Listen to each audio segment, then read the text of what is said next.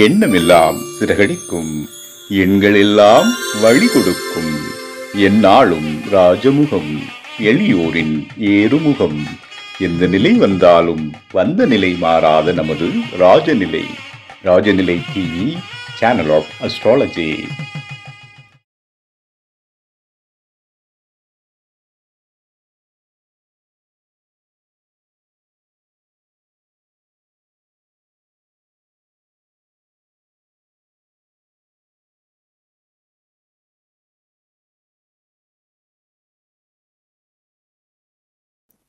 Rajanilai TV channel of astrology பெருமையுடன் வழங்கும் 6வது ஜோதிட கருத்தரங்கம் மிக சிறப்பாக நடைபெற்று வருகிறது.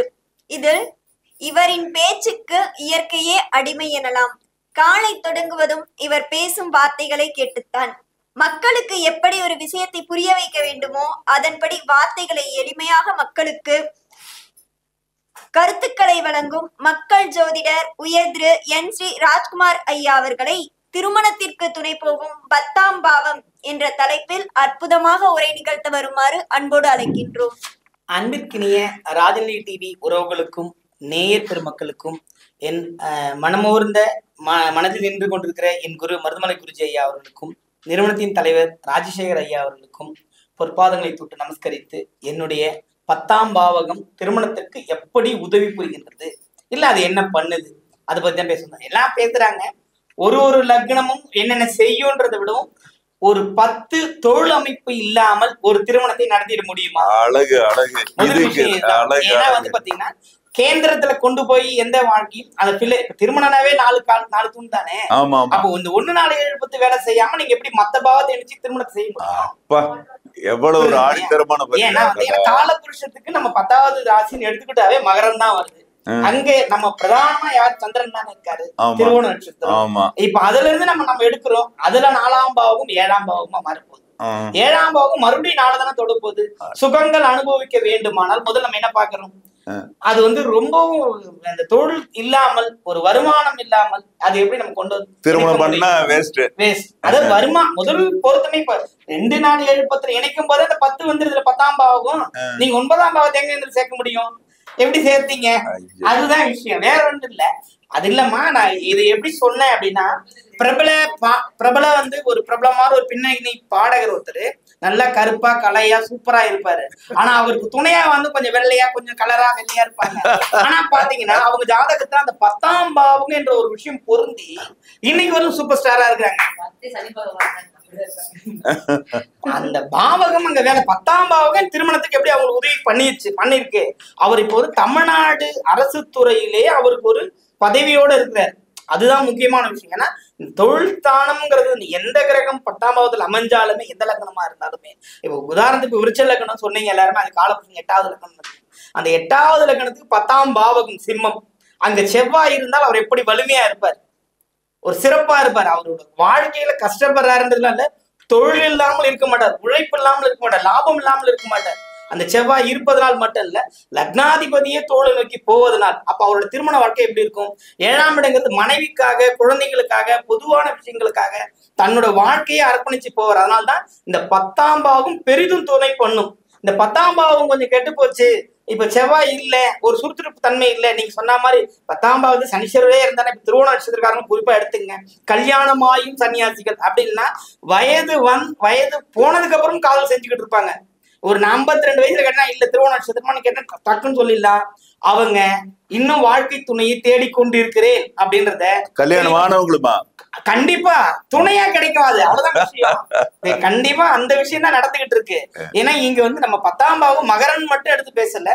இந்த 10ஆம் பாவம் எதுவா வந்தாலும், இப்ப 10ஆம் பாவம் மேஷமா வந்துருச்சு அப்படின்னா காலையிலேயே அந்த நம்ம அம்மா சொல்லிட்டு போனது என்ன, 10ஆம் பாவத்துக்கு நிறைவான திருமணமே நடக்கும். மேஷமா இருந்தா நிறைவான திருமணம், 10ஆம் பாவமா இருந்தாலும் அது நல்லதான விட செய்யுமா. 10ஆம் பாவங்கிறத விட 10ஆம் பாவகம் எப்படி வாழ்வில் துணை செய்கிறது, புரியுதுங்களா? சனியா இருந்தா மட்டும்தான் பிரச்சனை, நீ சந்திரனா இருந்தா மட்டும்தான் பிரச்சனை. மீது எந்த கிரகம் 10ஆம் இடத்துல இருந்தாலும் ரொம்ப சூப்பர். ஒரு ராகு இருந்தா அவன் பொய் சொல்லியா சம்பாதிச்சிருவான். டிஜிட்டல் கரன்சி, இப்ப டிஜிட்டல் கரன்சி எப்படி வருது? ராகுவோட துணை இல்லாம ஒரு பேலத்திரி ஐயா இருக்காரு, அவரை வச்சுட்டு இந்த இதை பத்தி பேசுற ஒரு பெரிய விஷயம் தான். இருந்தாலுமே இப்ப 10ல ராகு இருக்கு, அவர் என்ன செய்வார்? கண்டிப்பா ஒரு ஏமாற்றம் செய்தாவது தன் வாழ்க்கையை தன் துணைவிக்காக, தன் குழந்தைகளுக்காக, சுகத்திற்காக அதை வந்து தன் வாழ்க்கை அர்ப்பணிச்சு கூட அதை செஞ்சு கொடுத்துருவாரு. அதே மாதிரி இப்ப கேது இருக்குன்னு வச்சுங்க, அட்லீஸ்ட் ஒரு ஆன்மீக துறையில வந்துருக்கு, ஜோசியம் பார்த்தாவது அதான், ஏன்னா இது ஒரு உயர்வான விஷயம், இதை பார்த்தாவது அந்த விஷயத்த செஞ்சு கொடுக்கறதுக்கு 10ஆம் பாவம் பெரும் துணை பண்ணும். இந்த 10ங்கிறது மட்டும் இல்ல, 10ல் கேது ராகு, இதுல ரொம்ப ரொம்ப அதுல ரொம்ப இன்னும் கொஞ்சம் அதிகமா போய் நிக்கணும். 10ல் சுக்கிரன், எல்லாமே ரொம்ப அவரோட தொழிலும் அந்த மாதிரி அமைஞ்சிடும். ஏன்னா 10ஆம் பாவம் சுக்கிரன் இருக்கிறவர் கண்டிப்பா அழகு துறை சம்பந்தப்பட்ட விஷயத்துக்குள்ளதான் இருப்பாரு. புரியுதுங்களா? ஒரு பியூட்டி பார்லயே வச்சு நடத்துவார். ஏன் இன்னும் கேட்டீங்கன்னா ஆண் அழகு நிலை கூட வச்சிருப்பாரு. அப்ப அந்த தொழிலே அதுல கனெக்ட் ஆயிடும். அப்ப அவர் வீட்டுக்குள்ளேயும் அதே மாதிரிதான் இருக்கும். 10ல் சுக்கிரன் இருக்கிற வாழ்க்கையை சிறப்பா பார்த்துக்கிறார். மனைவிக்காகவே வாழறவர்னு பாத்தீங்கன்னா 10ல் சுக்கிரன் இருக்கிறவர் நம்ம எடுத்துக்கலாம். பாவக காரணாசி அங்க வர்றதுக்கு வேலை இல்லை. அது எந்த பாவகமா இருந்தாலுமே 10ஆம் இடத்திலேயே ஒருவேளை ரிஷபமா 10 வருது, இல்ல துலாமா 10 வருது, அங்கேயே இருக்குனாலும் தொழிலை பலதாப்படுத்தி கொடுக்குமே. எனக்கு பாரக நாஸ்தி அடைஞ்சிச்சு அப்படின்னா 7 காரக பாவமாசினா 2 திருமணம் சொல்லியிருக்கோம். அப்ப 10லயே சுக்கிரன் இருந்து கேந்திர ஸ்தலம் வரும்போது டபுள் தானே எல்லாமே. அப்போ ஒரு தொழிலையும் சிறப்பாரு. அதனாலதான் இந்த எனக்கு ஒரு ஆசை வந்தது, இன்னும் ஏன் ஐயா இப்படி ஒரு தலைப்பு கொடுத்துட்டாரு, 10ஆம் பாவுக்கும் எப்படி துணை பண்ணுது அப்படின்னா, அப்ப எல்லா 12 லக்னத்துக்கும் 10ஆம் பாவமும் ஒண்ணு உண்டு, தனியா எதுவும் 10ஆம் பாவம் ஒண்ணு கிடையாது. புரியுதுங்களா? அந்த 10ஆம் பாவகத்தின் தன்மை அப்படிங்கிறதா இப்போ வந்து நம்ம ஜோதிடர்களே நிறைய பார்க்கணும். இப்போ நம்ம கோச்சாரத்தியா இப்ப நான் பேசும்போது எனக்கு மகர லக்னம் உள்ள போகுது. புரியுங்க? அப்போ என்னை 10ஆம் பாவகமாக இயக்கிய குருவுக்கு தான் நன்றி சொல்லணும். புரியுதுங்க? என்னை இயக்குறாரு. இப்போ நீங்க பேசும்போது உங்களுக்கு வந்து நான் தனுஷா ஓடுது, இப்ப நான் பேசும்போது எனக்கு மகரமா ஓடுது. அப்போ இந்த காலபுருஷ தத்துவத்துக்கும் இந்த ஜோதிட துறைக்கும் மிகப்பெரிய ஒரு ஈர்ப்பு, ஒரு பங்களிப்பு இருக்கிறது. அந்த 10ஆம் பாவகத்தின் பயனாகத்தான் நம்ம திருமண வாழ்க்கையே சிறப்பா இருக்கும். திருமணமான மட்டும் 10மா அப்படின்னா, இந்த 1 4 7 10 கேந்திரம் சொல்றீங்களா, தாயாரையும் திருப்திப்படுத்து. இப்போ வந்து ஒண்ணு மனைவி திருப்திப்படுத்த போடுவார், இல்ல தாயை திருப்திப்படுத்த போடுவார். இது ரெண்டுமே என்ன வேணும்? பொருளாதாரம் தான் வேணும்.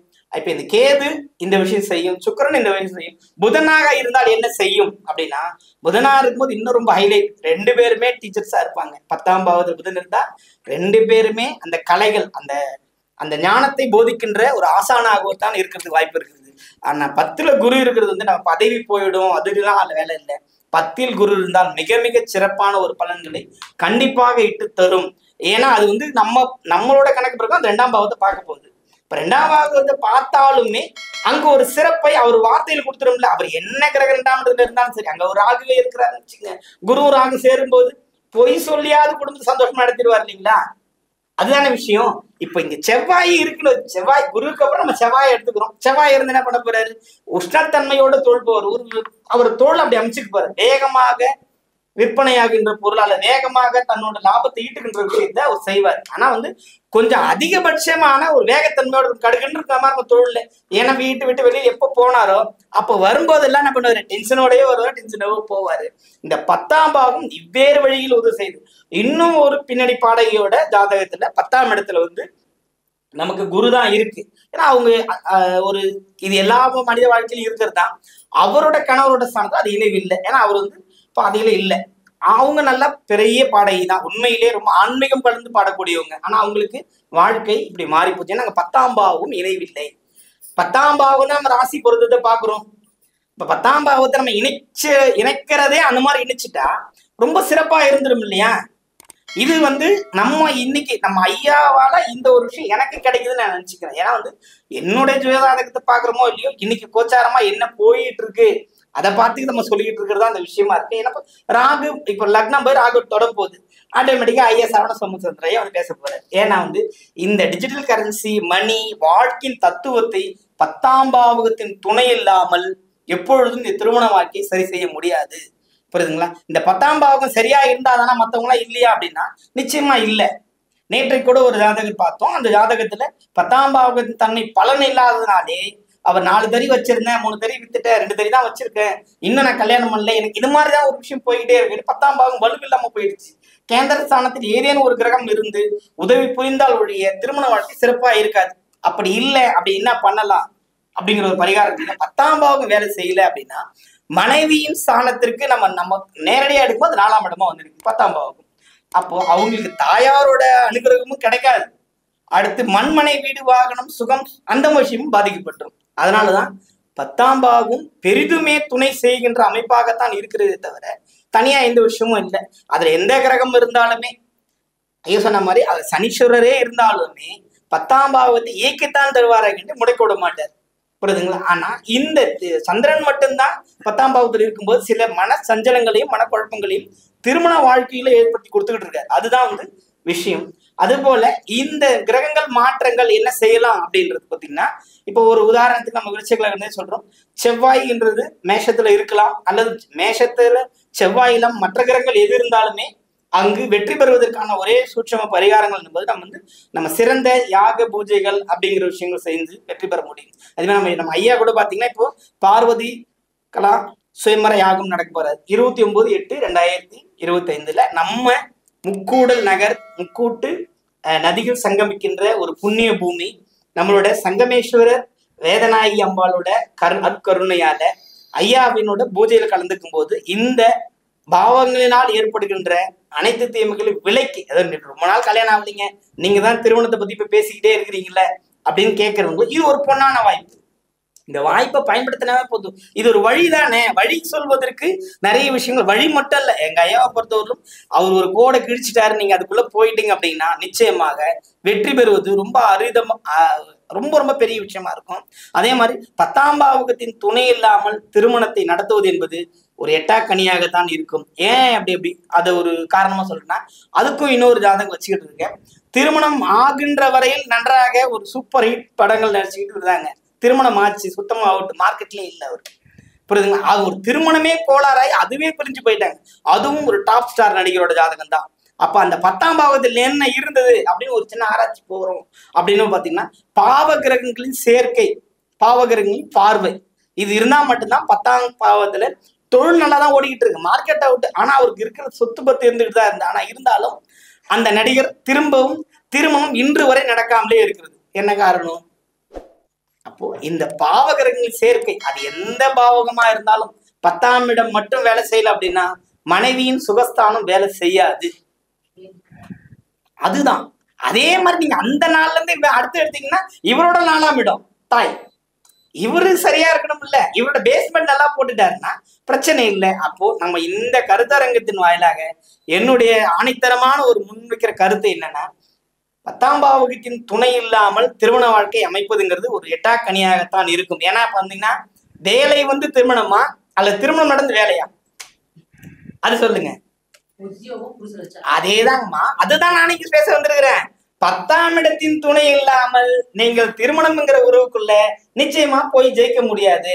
அப்படி இல்லைன்னா கணவனில் மனைவி யாராவது ஒரு தொழில் சார்ந்ததில் இருந்தா மட்டும்தான் அந்த வாழ்க்கையே நம்ம ஒரு ஸ்மூத்தா கொண்டு போக முடியும். ஏன் இங்க பிரிவினை வருது?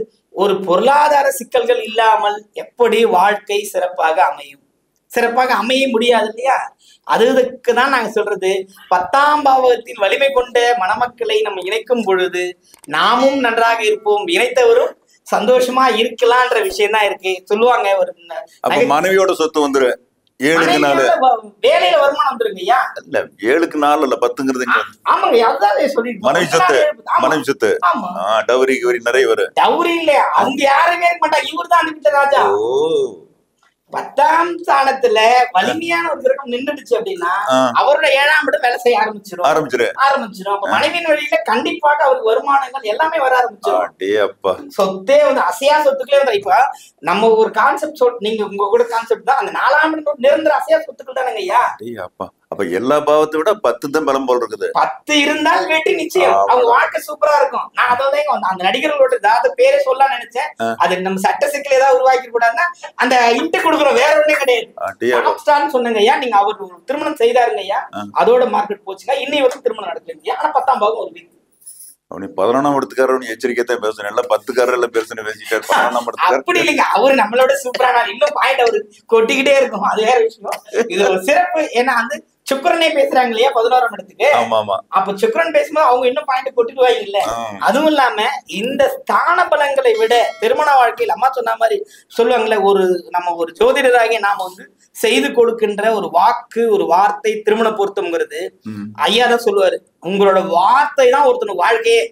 அவன் நல்லா சொல்லுன்னு சொல்லுவார். ஏன்னா வந்து அந்த வார்த்தை சொன்ன குரு வந்து நான் சொல்லும் போது நினைச்சு பார்த்துக்கணும். ஏன்னா உன்னோட வாழ்க்கை தான், உன்னோட வார்த்தை தான் அவனோட வாழ்க்கையே. அப்ப நீ அதை கரெக்டா பயன்படுத்திக்கோ, அவனை வழி நடத்துன்னு சொல்லுவாரு.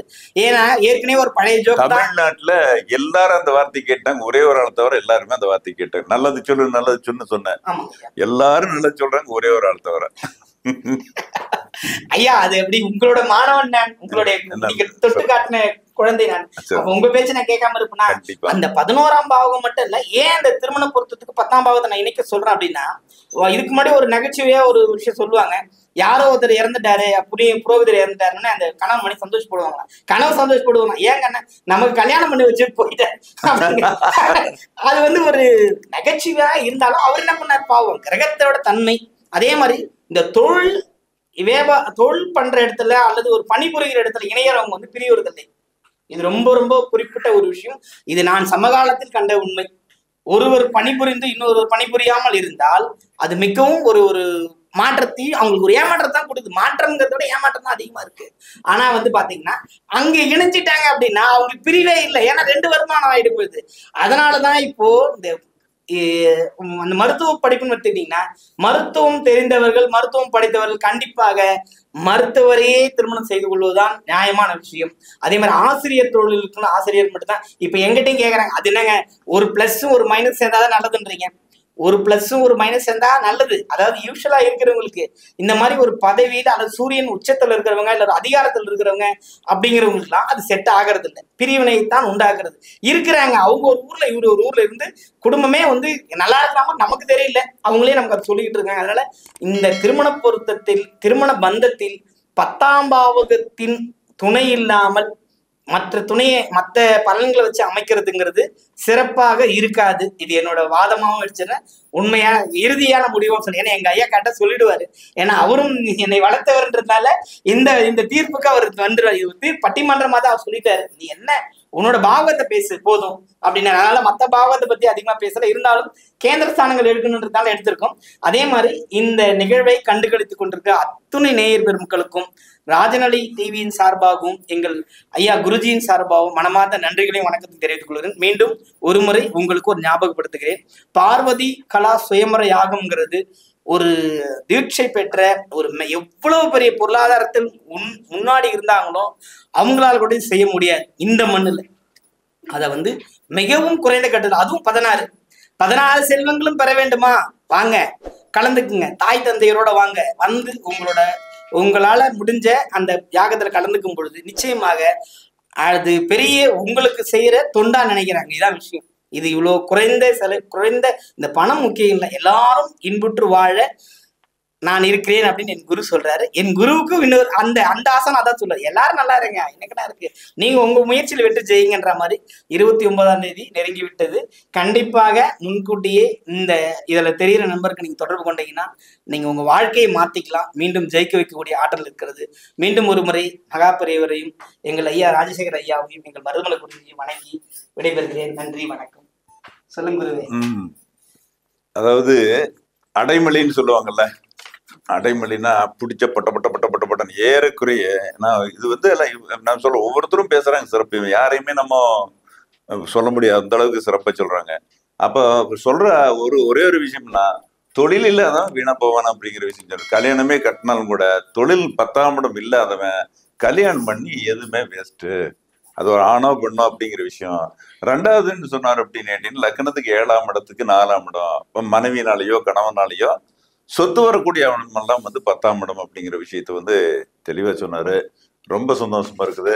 நீங்கள் உங்களுடைய பேரும் புகழும் 4 நாள் நிறைய வளர்றதுக்கு வாழ்த்துக்கிறேன்னு. நம்ம ராஜநலி டிவியுடைய 6வது கருத்தரங்கு நிகழ்ச்சியில வந்து சிறப்பா சந்தோஷமா பேசுனீங்க. உங்களுக்கு ரொம்ப சந்தோஷம். நல்லா இருக்கு, அழகா இருக்கு, ரொம்ப சந்தோஷம். நன்றி, வணக்கம்.